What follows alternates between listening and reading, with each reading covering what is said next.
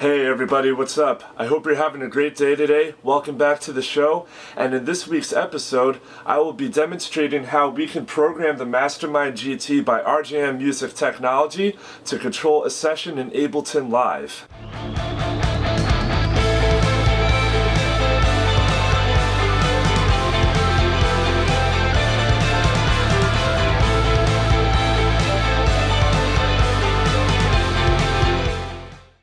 Ableton Live is a very special DAW. It's known for being very user-friendly with setting up live production for shows that will involve backing tracks that you can use to play along with your instrumentals, click tracks, and as well as many other different MIDI triggers. Whether you're a band, a rapper, DJ, or some kind of electronic performer, you can use Ableton in real time to control and change around many settings or tracks that you might want to be using on the fly. Most of these things are accomplished by using a lot of outboard MIDI gear that you can connect to your DAW and then MIDI map. With that in mind, you might be thinking where this is going, and the answer is yes. We can utilize instant access buttons within the Mastermind GT to call up whatever songs, backing tracks, and MIDI triggers that we need for that given song during a performance. And we're going to go over how to do that. Perhaps you're part of an act that goes on tour. Maybe you have someone that's part of your team that will be running your backing tracks for you. They might be using an Ableton session, a Pro Tools, or Logic.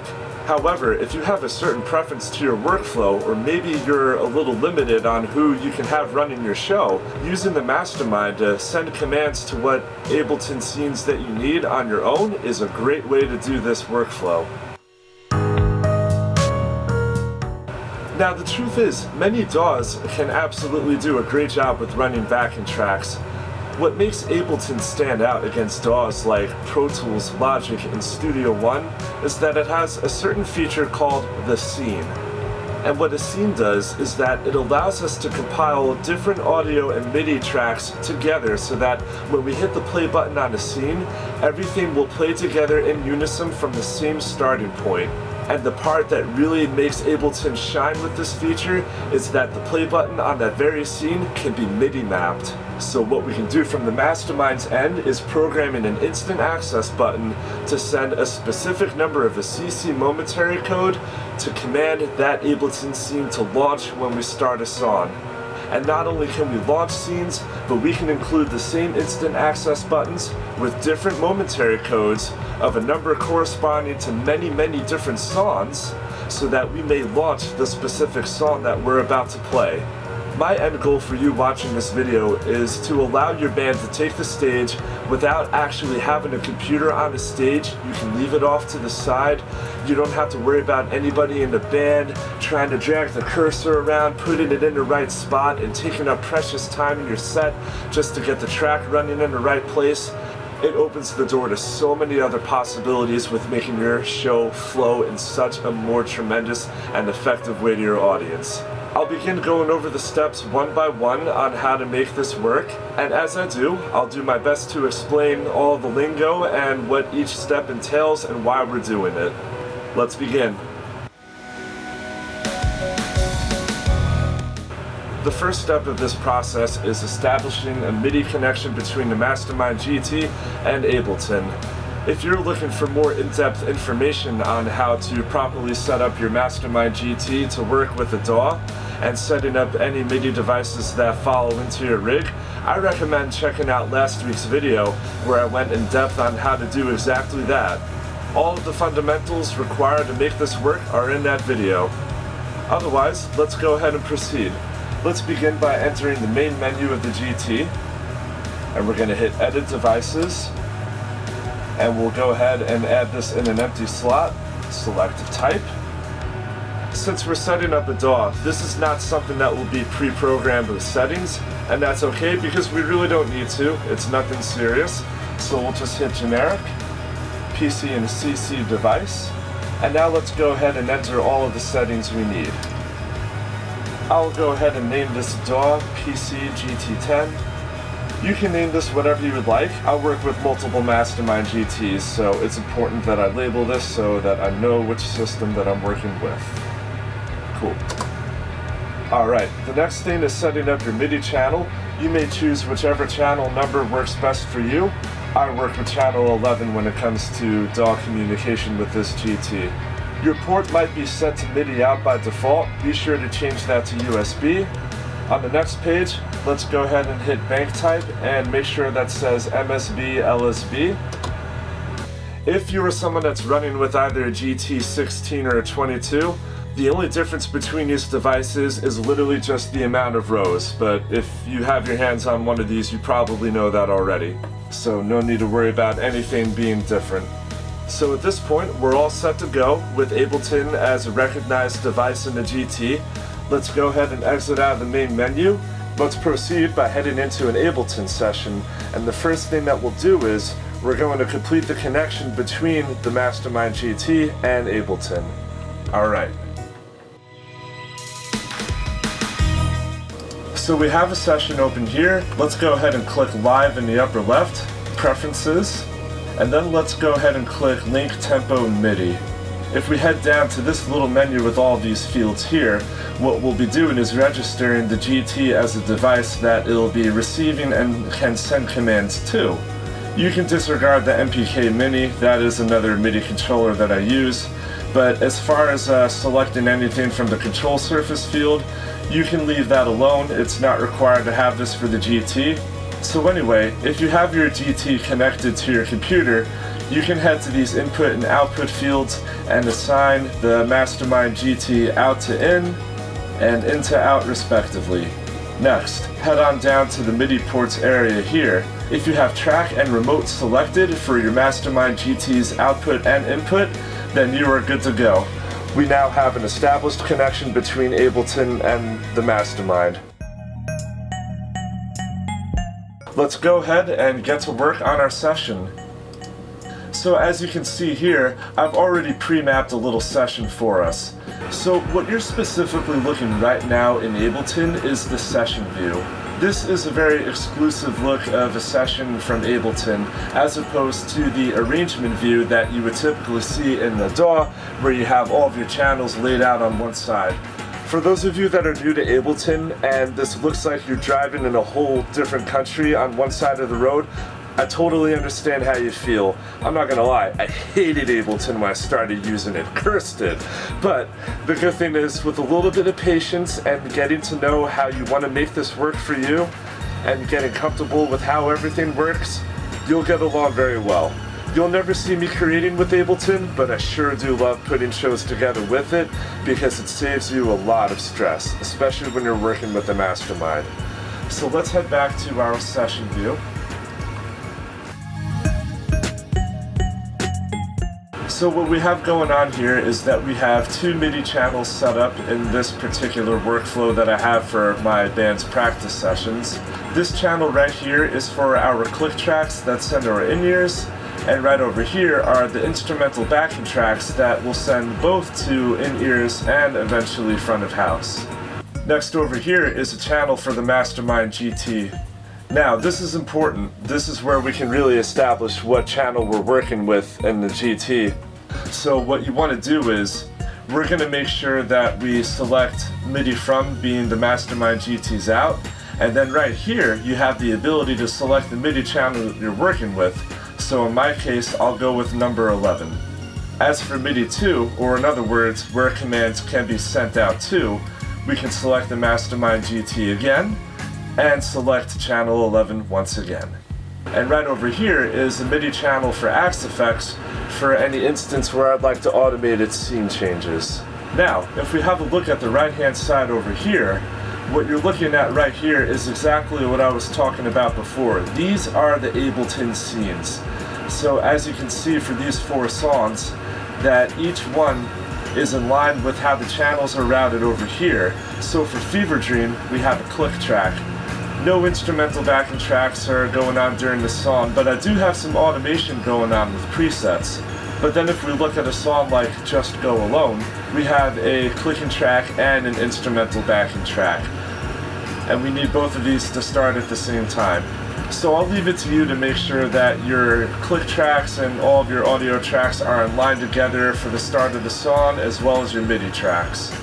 If anybody has any additional questions on how to run some simple Ableton settings, just go ahead and leave it in the comments and I can get back to you on that.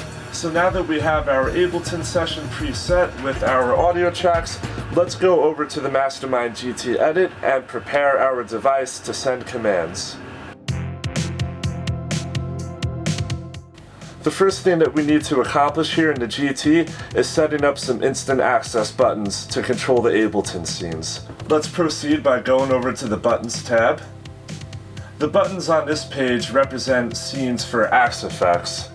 This allows me to change effects for different sections within a preset of the songs I'm playing, and then page number 2 will have some additional functions for Axe effects as well as other system stuff. However, you might notice with these 2 pages, I don't have any instant access buttons that say anything like play or Ableton launch. The reason why that is, so let's say that we were to add an instant access button to this page. We add the action with a CC momentary code to be MIDI mapped with an Ableton scene that we want to launch the song with. The problem with doing that is, that button is going to appear on every single preset, even for every single song. This is very inconvenient because how can we go from preset to preset for each song with an instant access button to launch an Ableton scene, but the CC momentary code is the same every time? We won't be able to get the song that we need. So here's the trick for it. If you want to accomplish having a preset for every song with whatever effects you're using, and a button to launch an Ableton scene for that respective song, here's what you do. We're going to go over to the Presets tab, and let's say that we want to work on Fever Dream. So a certain feature that we have is what's called a local page.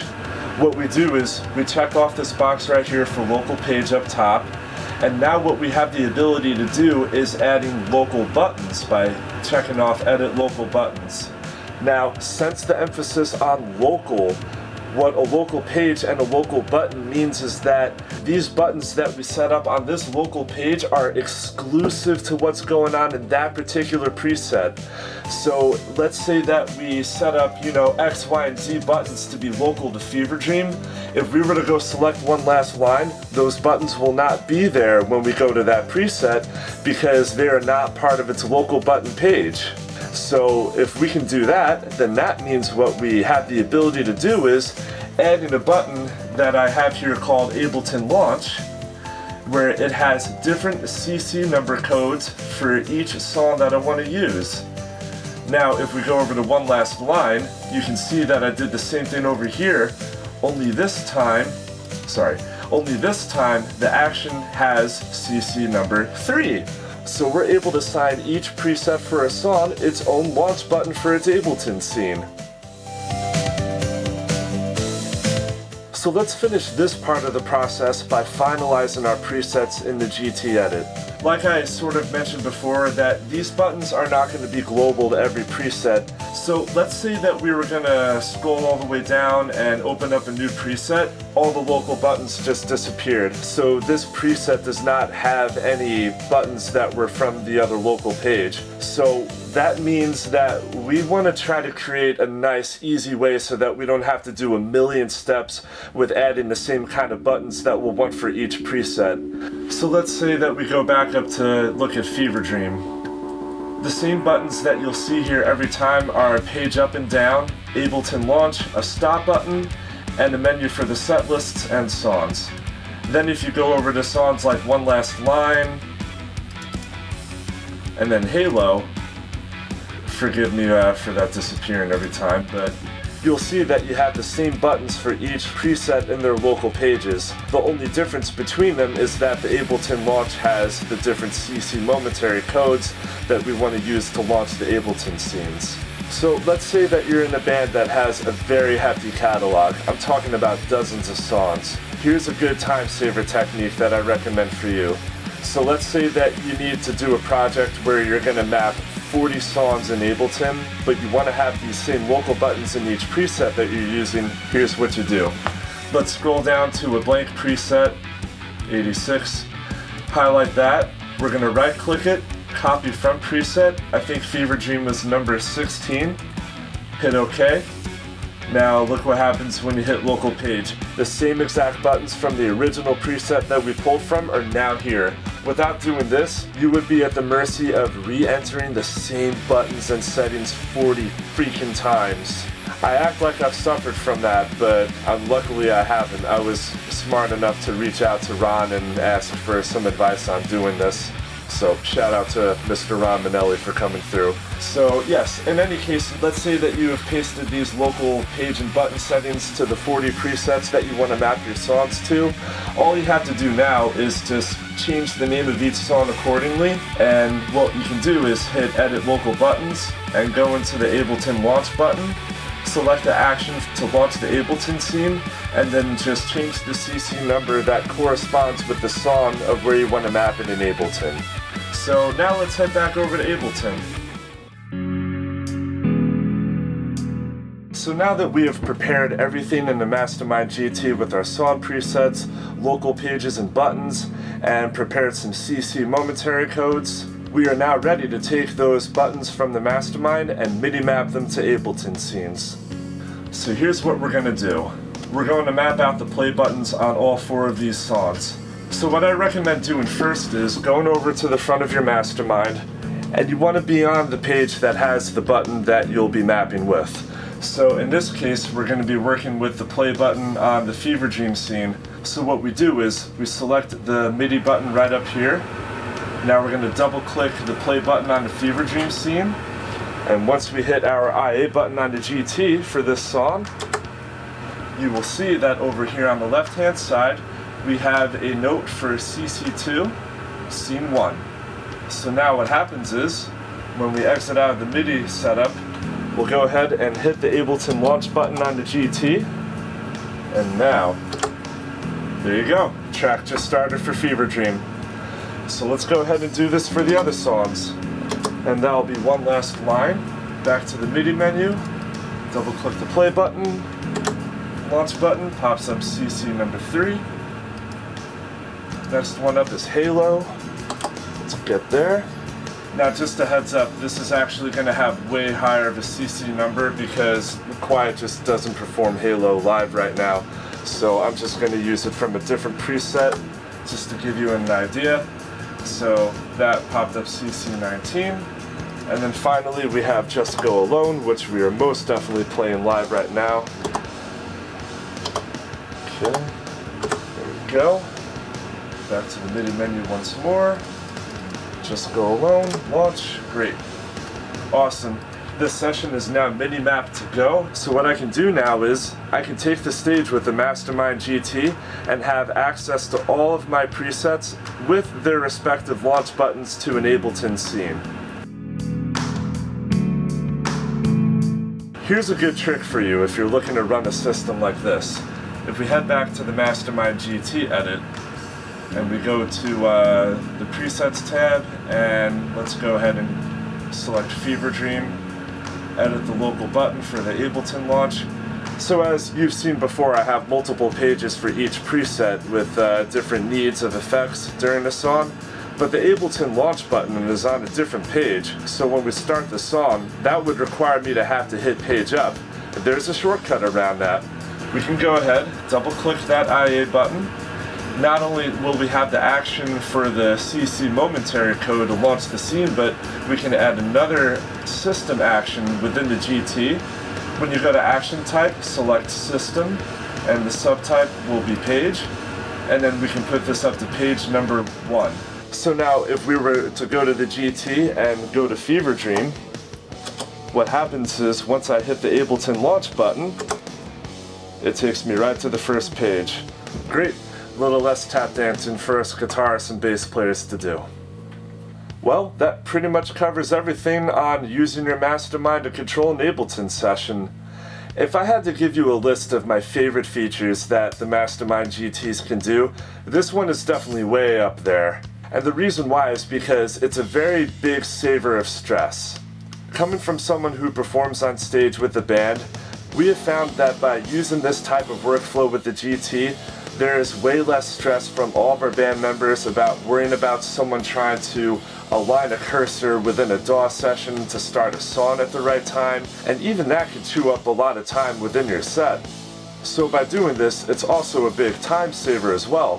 For example, back in November of 2021, my band Quiet opened up for a showcase here in New York, and it was the first time that we ran a show using this type of workflow.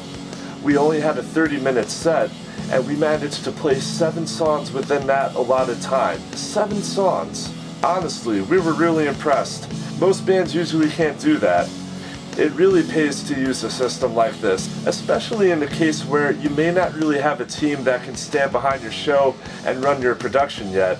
This is a great way to take advantage of the Mastermind GT to use it as a remote control while simultaneously working your effects rig for your instrument. So we're going to wrap it up here now. I hope that you enjoyed this video. Please go ahead and leave a like, and if you have any questions, go ahead and leave it in the comments and I'll help in any way I can. Lastly, if you've been enjoying these videos and you've been getting a lot out of them, please go ahead and subscribe to my channel to keep in touch with the videos I have coming up.